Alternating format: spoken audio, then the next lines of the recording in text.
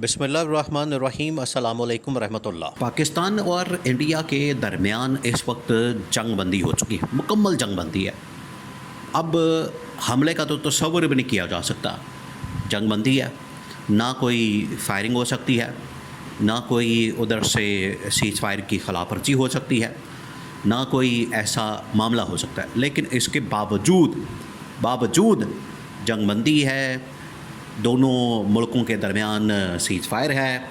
मोदी की जानिब से पाकिस्तान के ऊपर हमले की बढ़ के मारना आज भी जारी है। LOC के ऊपर भारत की जानिब से सीज़ फायर की खिलाफ वर्जी और उसके धज्जियाँ उड़ाई जा रही हैं, आज भी जारी हो सारी है। यानी मामला रुका नहीं है, मामला उसी तरह से जा रहा है और जू का तू है, जिसकी वजह से पाकिस्तान के ऊपर बड़ा प्रेशर मौजूद है।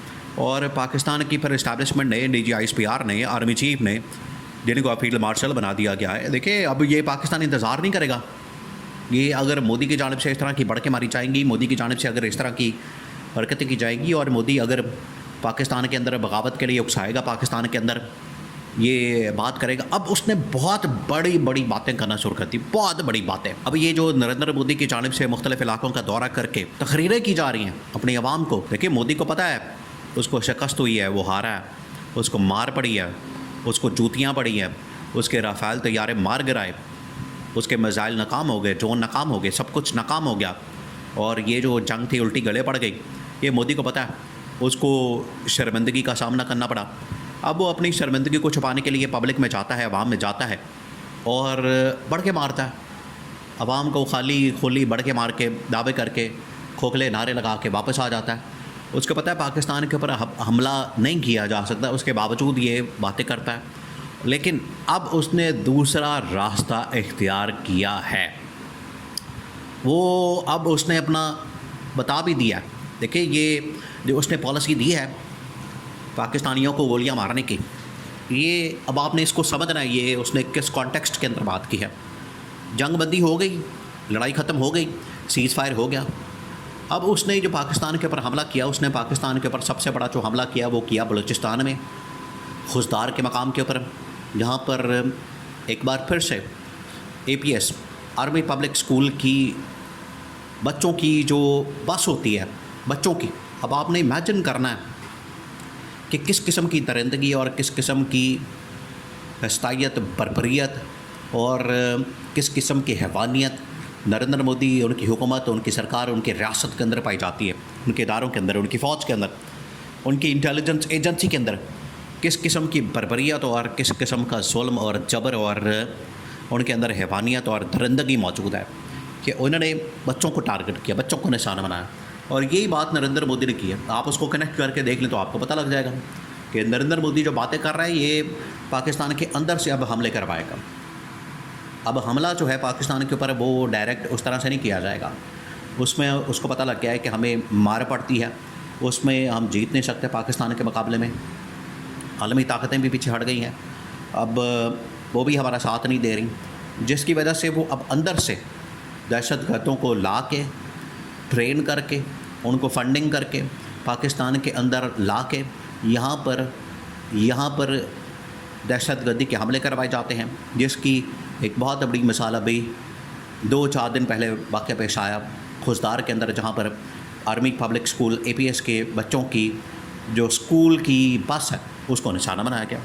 उसमें बच्चे जो है बहुत बड़ी तादाद में शहीद हो गए, ज़ख्मी हो गए। ये है वो हमला। इसकी वजह से अब पाकिस्तान की फ़ौज को, इस्टेब्लिशमेंट को बड़ा चौकस रहने की, चौकन्ना रहने की ज़रूरत है, अलर्ट रहने की। ये है वो हमला, ये है वो असल में वारदात और कार्रवाई जो नरेंद्र मोदी कर रहा था। देखें, अब आपने इमरान खान का बयान और इस गवर्नमेंट का, हुकूमत का, वो आपने सामने रखना है। ये बहुत बड़ा सवाल है कि गवर्नमेंट क्या कर रही है, हुकूमत क्या कर रही है।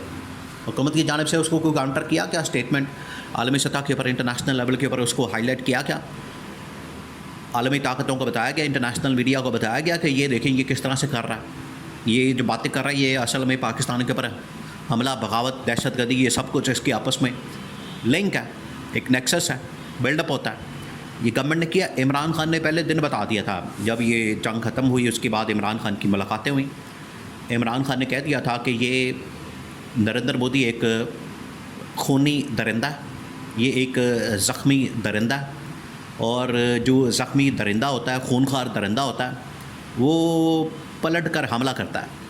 जब उसके ऊपर हमला किया जाता है, उसको जब मार पड़ती है, जब वो उसका खून निकलता है, जब उसके ऊपर जूतियाँ पड़ती हैं, तो उसके बाद वो पलट कर हमला करता है। और इसी वजह से उसने पलट कर पाकिस्तान के ऊपर हमला किया। इस बार उसने जो हमला किया वो बच्चों के ऊपर, स्कूल के ऊपर हमला किया। ये इमरान खान ने बता दिया था, ख़बरदार कर दिया था। यही वो टाइम है, यही वो वक्त है, लम्हा है कि अब पाकिस्तान को अपनी ये जो इस हवाले से डायमेंशन है, इस हवाले से पॉलिसी है, उसको चेंज करने की ज़रूरत है। उसको बिल्कुल सिरे से बदलने की ज़रूरत है कि पाकिस्तान के अंदर से अब दहशतगर्दी होगी, हमला होगा, गोलियाँ चलेगी, वारदातें होंगी, हमले होंगे, बम चलेंगे और ख़ुदकुश हमले होंगे, जैकटें फटेंगी, स्कूलों के ऊपर, बाज़ारों में, मार्केटों में, सब जगह पर हमला होगा। अब ये जंग बहुत तरह से, गोरिल्ला वॉरफेयर, जिस तरह से बहुत सारी जंगें डायमेंशन उसकी होती है, ये cyber warfare, 5th generation warfare, media warfare, drone warfare, फिर ये जिस तरह से मिसाइल की वॉरफेयर और एयर फोर्स की वॉरफेयर, ये जो इस तरह की जंगें हैं, अब उसकी डायमेंशन बदल गई। अब वो करेगा गोरिल्ला वॉरफेयर, उसके अंदर वो अंदर से पाकिस्तान से हमले करेगा, और उसने करके दिखा दिया। आगे भी होंगे बड़े खौफनाक किस्म के। तो ये इमरान खान ने पहले प्रेडिक्शन कर दी थी। अब ये पाकिस्तान की मौजूदा जो इस्टेब्लिशमेंट है, ये इनके लिए बहुत बड़ा इम्तिहान है। फील्ड मार्शल, ओहदे, तरक्कियाँ, ये सब कुछ तो मिल गया। ये अब सेकेंडरी चीज़ें हैं। आपने अपने बच्चों का दिफा करना है, अपने मुल्क का दिफा करना है, अपनी आवाम का, कौम का, मुल्क का, 25 करोड़ आवाम का, लोगों का। ये बहुत बड़ा सवाल पैदा हो गया कि अब आपने इसको कैसे हैंडल करना, टैकल करना। अब आपकी स्ट्रैटेजी क्या है, हिकमत अमली क्या, आपने कैसे इस पूरी जो दहशतगर्दी की लहर है और इंडिया की जानिब से जो रियासत की दहशतगर्दी हो रही है, ये DGISPR ने तो कह दिया, ये फितनतुल खारिज जो है, एक तो फितनतुल खारिज है, यानी जो खारजी है, तालिबान, BLA। दूसरा ये फितनतुल हिंदुस्तान है, यानी हिंदुस्तान का फैलाया हुआ है फितना। असल में तो ये इसको इसकी इंटरप्रिटेशन और प्रेजेंट करना चाहिए कि हिटलर है, मोदी असल में हिटलर है। RSS, इंतहा पसंद, हिंदुत्व पॉलिसी के ऊपर अमल दरामद करने वाली पॉलिसी, सोच, अप्रोच, ये इसको प्रमोट करना चाहिए और इंटरनेशनल लेवल के ऊपर उनको इस तरह से समझ आएगी। तो ये अब इस्टेब्लिशमेंट का बहुत बड़ा इम्तिहान, field marshal, army chief, general Asim, पूरी इस्टेब्लिशमेंट, टॉप मिलिट्री कमान, और ये गवर्नमेंट को चाहिए कि शहबाज शरीफ उसका जवाब दे नरेंद्र मोदी का 2 टोक अंदाज में।